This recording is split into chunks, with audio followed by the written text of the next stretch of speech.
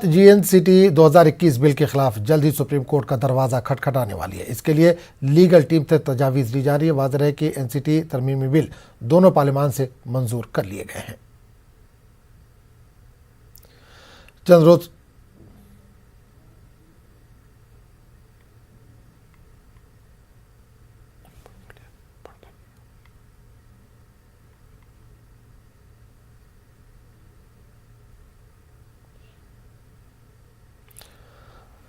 तो नाज़रीन आपको बता दें कि एनसीटी 2021 बिल जो दोनों पार्लियामेंट में पास हुआ है उसको लेकर लगातार हंगामा जारी है, बयानबाजी का सिलसिला जारी है। अब आपने सुप्रीम कोर्ट का दरवाज़ा खटखटाने का फैसला किया है, सुप्रीम कोर्ट का दरवाज़ा खटखटाएगी आप। इसके लिए लीगल टीम से तजावीज़ ली जा रही है। वाज़ेह है कि एनसीटी तरमीमी बिल दोनों पार्लियामान से मंजूर कर लिया गया है।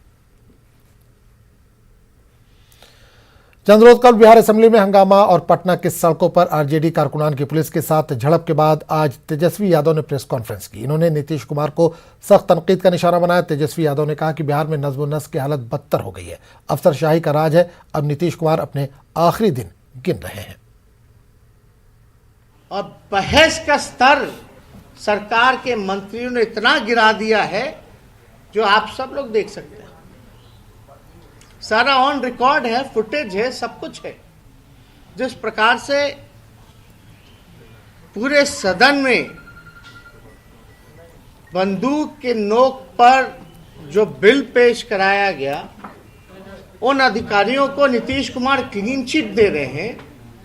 यही कारण है कि कोई घटना होती है, कोई भ्रष्टाचार होता है, कोई बड़ा अपराध होता है, कोई पेपर लीक होता है, तो सबसे पहले मुख्यमंत्री अधिकारियों को ही क्लीन चिट देने का काम करते हैं। इस वजह से अफसरशाही जो है पूरे बिहार में बढ़ी हुई है। जिस दिन एग्जिट पोल आना था, आया, उसके इनके ही खास अधिकारी जो थे, जो चहेते अधिकारी, हमको फोन कर करके क्या क्या नहीं कहा, क्या क्या नहीं बताया गया। तो नीतीश कुमार जी तो पलटी मारते ही रहते हैं, लेकिन सबसे बड़े पलटीबाज तो अधिकारी लोग होते हैं। और नीतीश जी तो अपने करियर के अंतिम पड़ाव पर हैं। हमारे पास 200 से भी ज्यादा जो है वो फुटेज उन अधिकारियों के हैं जो बर्खास्त हैं और जो मुख्यमंत्री के सौजातीय के लोग हैं, जिन्हों के बदौलत पूरे विधानसभा में इन्होंने विधायकों को अपमानित करने का काम किया, मारपीट करने का काम किया। सारा लोकसभा के बाद राज्यसभा में भी एलजी को हुकूमत करार देने वाला एनसीटी तरमीमी बिल 2021 मंजूर कर लिया गया। इसी हवाले से आप लीडर सत्येंद्र जैन ने न्यूज़ 18 से खास बातचीत की। इन्होंने बीजेपी को सख्त तनकीद का निशाना बनाया। एनसीटी अमेंडमेंट बिल को राज्यसभा लोकसभा दोनों से पास कर दिया गया। बीजेपी कह रही है कि स्पष्टीकरण आएगा और दिल्ली सरकार का कहना है कि यहाँ पर सरकार जो काम कर रही थी उसको रोकने के लिए ये बिल लाया गया है। सर, तो यहाँ पर दोनों तरफ तकरार देखने के लिए मिल रही है, कैसे अब समाधान निकलेगा इसका? देखिए, देश की जो पार्लियामेंट है उसका आज तक जितने भी कानून बनाए जाते थे काम करने के लिए बनते थे। देश की पार्लियामेंट ने बड़ा दुर्भाग्यपूर्ण है, ये काला दिवस भी कह सकते हैं कि एक ऐसा कानून पास किया जो काम रोकने के लिए किया है।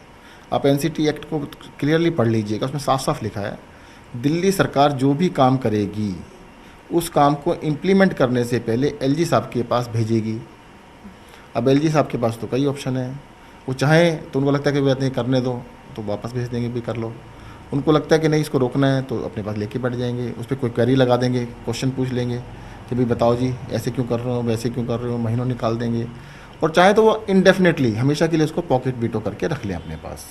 तो यानी दिल्ली के सरकार के जो भी काम है, आपको याद होगा मोहल्ला क्लिनिक्स के लिए, सीसीटीवी के लिए हमने कितने धरने प्रदर्शन एलजी हाउस पे किए थे। मैंने खुद 10 दिन का अनशन किया था कि भाई मोहल्ला क्लिनिक कर दो। अब मुझे लगता है कि काम रोकने पे जाना ये मुझे तो बहुत ही दुर्भाग्यपूर्ण है। भाई अगर बीजेपी को लगता है कि वो हमसे आगे निकलना चाहते हैं तो हमसे तेज़ दौड़ लगाओ ना, लड़ंगी क्यों मार रहे हो हमारे को? वो कहते नहीं दौड़ता ना तो मैं है ही नहीं। अभी जैसे पिछली बार बताते इलेक्शन में क्या हुआ, एक बीजेपी के नेता बोले कि आपने तो बेईमानी कर ली। मैंने कैसे? कि आपने बिजली फ्री कर दी, अब तो आप जीत ही जाओगे। हमने कहा भाई हमारा तो एक ही राज्य है, हमने 200 यूनिट फ्री करी है, आप 400 कर दो, आपके तो इतने सारे राज्य। कहते ये करने थोड़ा आए थे हम, मतलब वो काम करने के लिए नहीं आए, परंतु वो कहते हैं तुम्हें करने नहीं देंगे। मैं आपको ये बता देना चाहता हूँ कि वो जितने मर्जी अड़ंगे अड़ा लें, जितने मर्जी इश्यूज़ बना लें, काम तो हम करेंगे। तो आपने देखा, ये थे हमारे साथ बात करने के लिए दिल्ली के स्वास्थ्य मंत्री सत्येंद्र जैन। कैमरा पर्सन गौरव गिरी के साथ रचना, न्यूज़ 18 दिल्ली। राहुल गांधी ने आरएसएस पर हमला बोला। राहुल गांधी ने कहा कि आरएसएस जिस नजरिए की हामिल तंजीम है, इस हिसाब से इसे और इससे वाबस्ता दीगर तंजीमों को संघ परिवार कहना नामुनासिब है।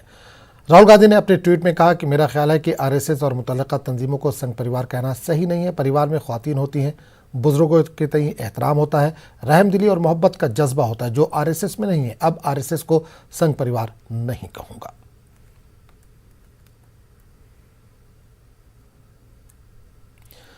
पद्म भूषण डॉक्टर स्वप्न दास गुप्ता बंगाल के चुनावी मैदान में। बीजेपी ने स्वप्न दास गुप्ता को चुनावी मैदान में उतारा है। स्वप्न दास गुप्ता एक मारूफ कॉलम निगार है जो अब सियासत में अपनी किस्मत आजमा रहे हैं। न्यूज़ 18 नुमाइंदे ने चुनावी तशहीर के दौरान स्वप्न दास गुप्ता से बातचीत की।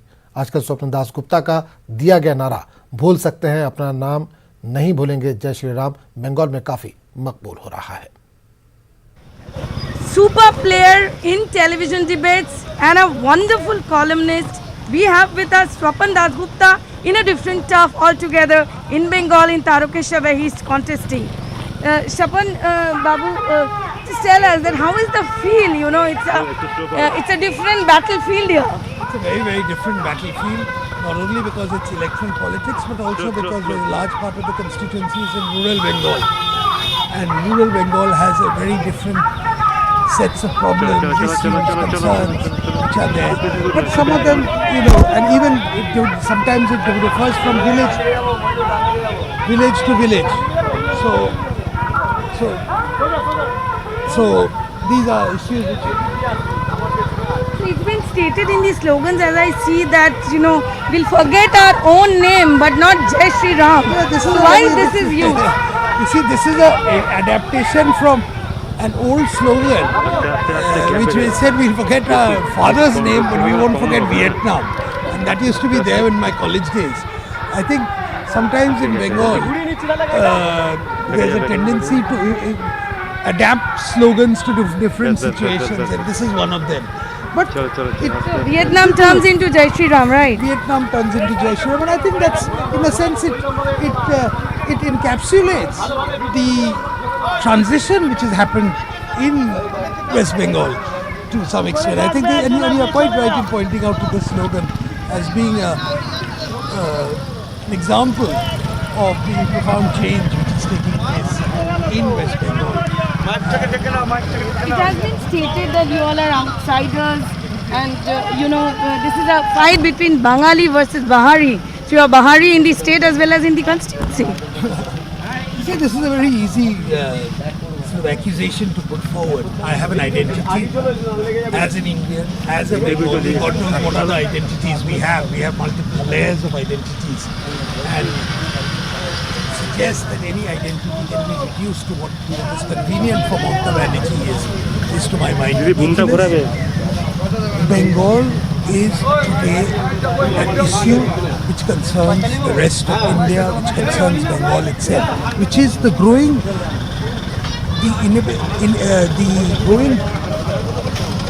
slippage of West Bengal from the national index. We are falling behind in every respect, and this is actually jeopardizing national growth. And on top of that, there are issues of national security which are there.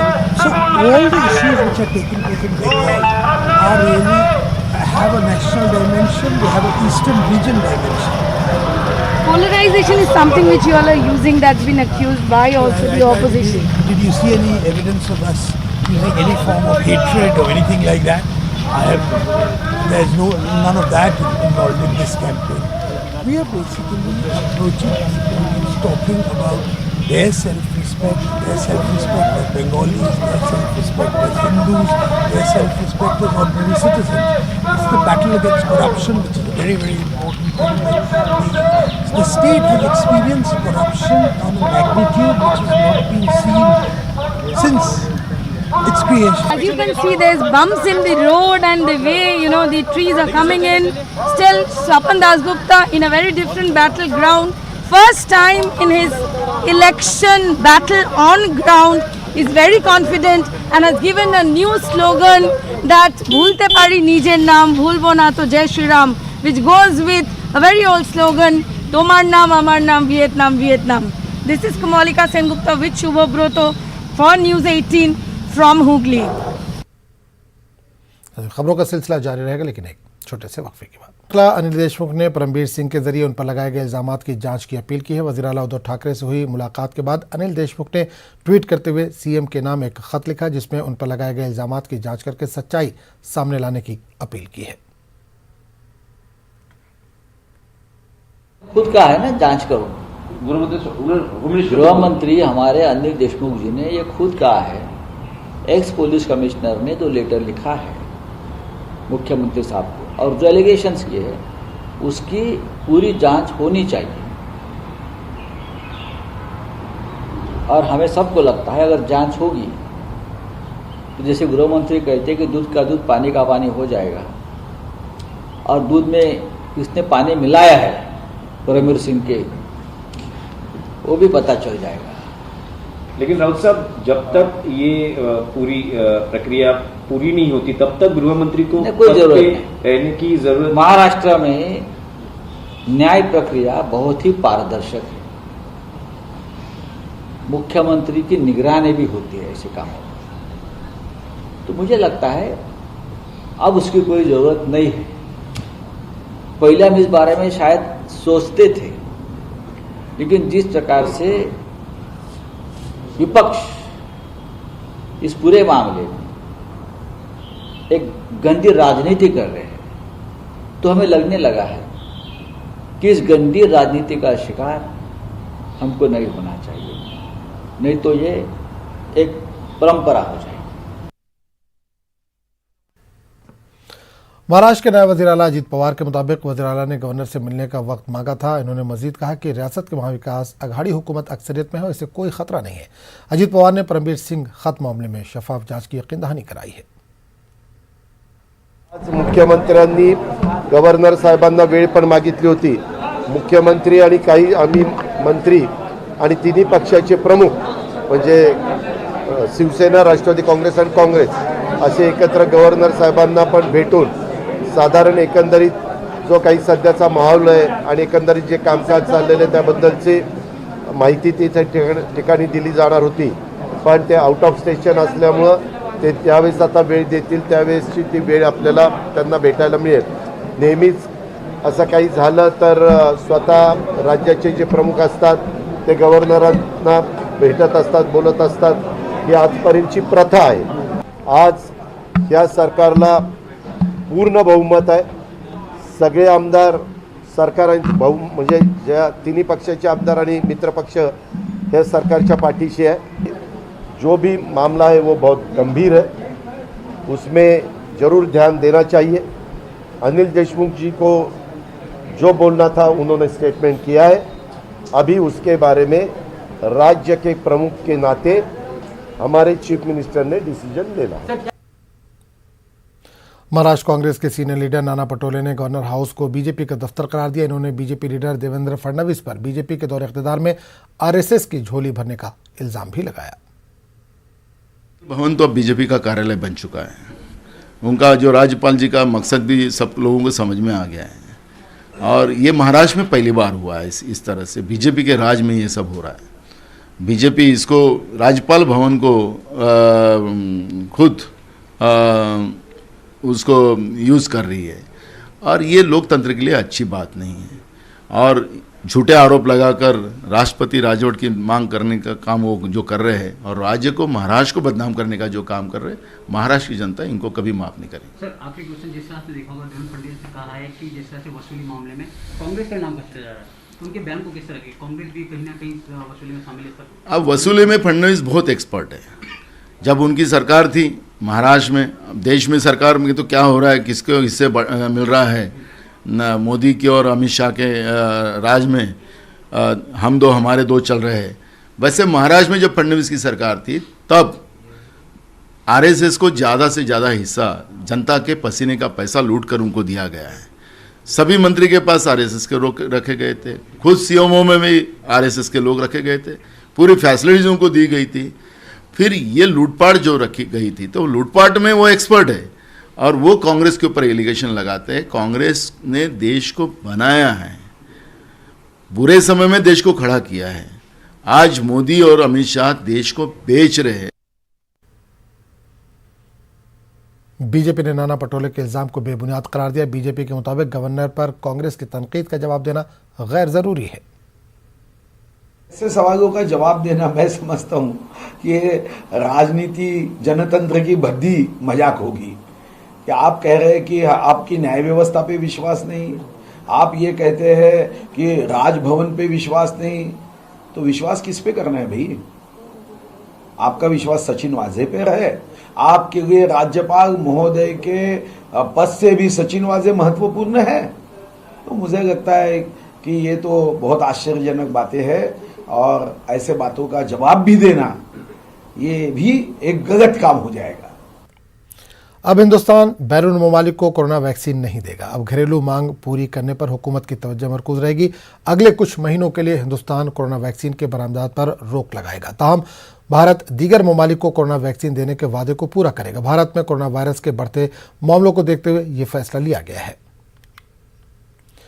मुल्क भर में corona की रफ्तार तेज तर होती जा रही है। तमाम तरह एहतियाती इक़दामात के बावजूद कोरोना वायरस थमने का नाम नहीं ले रहा है। महकमे सेहत की जानिब से जारी करदा आदाद-ओ-शुमार के मुताबिक पिछले 24 घंटों में 53,476 नए मामले सामने आए, जबकि 251 अफराद की मौत भी हुई है और 26,490 मरीज सेहतयाब होकर घर को लौट चुके हैं।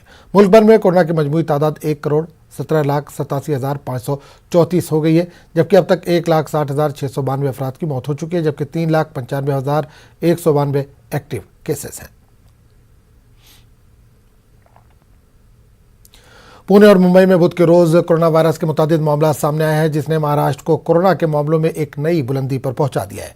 पुणे में गुज़िश्ता कई हफ्तों से मुल्क के किसी भी शहर से सबसे ज़्यादा कोरोना केसेस सामने आ रहे हैं। यहाँ गुज़िश्ता 24 घंटों के दौरान 6,754 मुस्बत मामले रिपोर्ट हुए हैं, जबकि मुंबई ने इस वबा के दौरान पहली मरतबा 5,000 का हिंदसा अबूर किया है।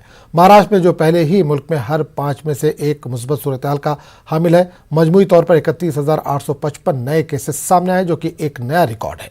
वाज़ेह है कि इससे सिर्फ 3 दिन कबल इतवार के रोज़ रियासत में पहली बार 30,000 से ज़्यादा केस रिपोर्ट हुए थे। मास्क इस्तेमाल न करने वालों के खिलाफ मुंबई पुलिस ने बड़ी कार्रवाई की है। मुंबई पुलिस ने 2 लाख लोगों के खिलाफ कार्रवाई करते हुए 4 करोड़ का जुर्माना वसूल किया है।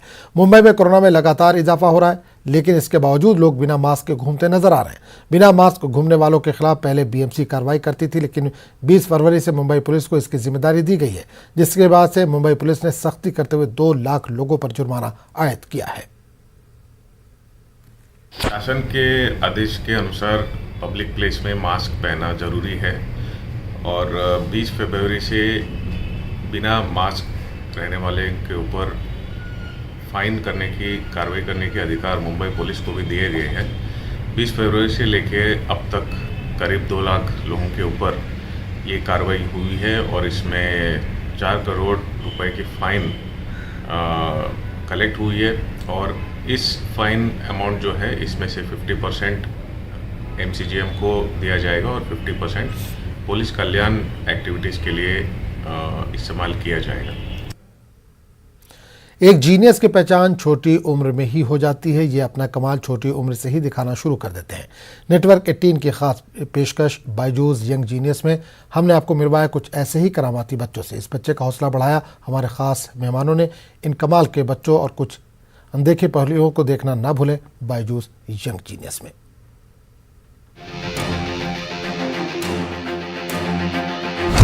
ये बच्चे नहीं कमाल हैं, हुनर है, जुनून है, दिमाग की ताकत का धमाल है और मासूमियत के साथ हिम्मत की शानदार मिसाल है। आप सिर्फ पियानो बजाते हैं और do you play other instruments also?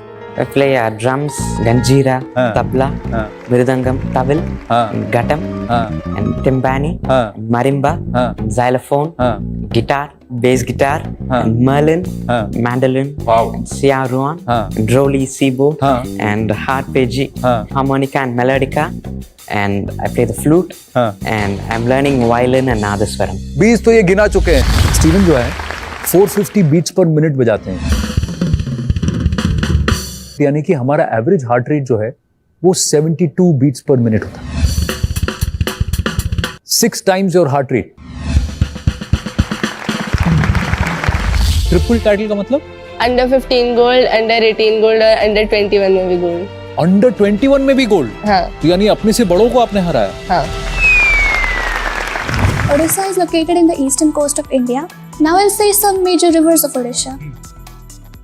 Mahanadi, Hasdo, Ib, Man, Shionath, Om, Jom, Tel, Brahmani, Vaitarani, Rushikulya, Nagavali, Vansadhara, Bilwakhai, Kwakhai, Kathojodi, Lunna, Chitratpala, Birupa, Baghua, Bahuda.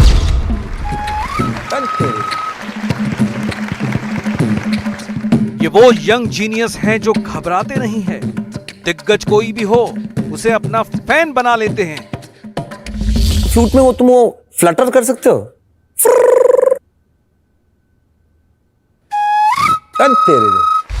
I do like a really simple beat like a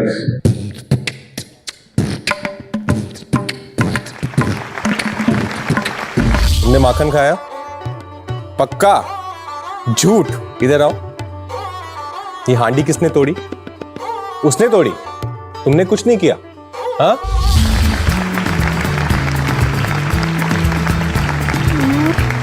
मैं करके दिखाती हूँ, वो आप करके दिखाओ। अब अच्छा, अब पूजा कुछ करके दिखाई वो आप।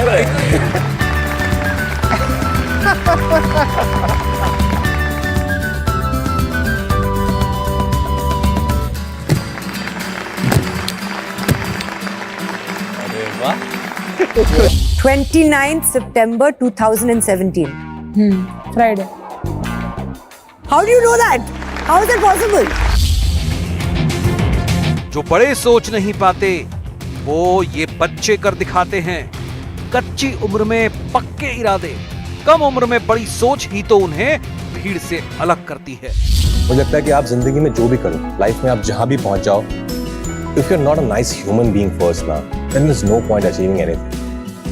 चैंपियन बनने के लिए बहुत बड़ी काम है।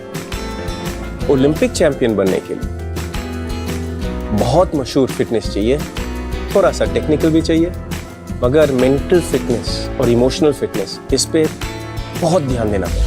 सही बात और सच्ची बात यह है कि आपका जो गुरु है वो फेलियर है। फेम जो है ना आपका दुश्मन। टफ बनना सीखो। अगर कोई बुली करता है तो आप उसको वापस बताओ कि ये सही नहीं है। जब आप सक्सेसफुल नहीं थे, जो आपके साथ वो लोग जुड़े हैं उन्हें कभी मत छोड़ें, उनके साथ लेके चलें, क्योंकि वो आपको सच्चाई का सामना हमेशा करवाते रहेंगे। पैशन से ही परफॉर्मेंस आती है।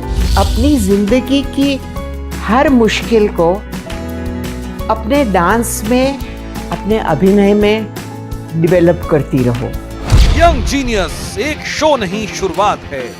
ऐसे बच्चों को देश के सामने लाने की जो बड़ों को राह दिखा सके, मिसाल बन सके और देश जिन पर फख्र कर सके।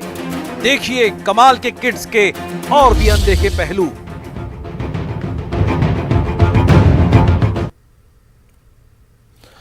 कोरोना वबा के दौरान बाहमी इमदाद और इन्हिसार का जज्बा मुस्तहकम हुआ है। मुल्क इस वबा से मुत्तहिद होकर मुकाबला कर रहा है। टीकाकारी के ऐलान के बाद हम बेहतर ताउन करें जिससे हम कोरोना को मात देने की जानिब कदम बढ़ा सकें। नेटवर्क 18 इस मुहिम में हर कदम पर आपके साथ रहेगा। जब तक सभी महफूज नहीं तब तक कोई महफूज नहीं होगा। इसी सोच की बुनियाद पर हमारी मुहिम संजीवनी का मकसद ये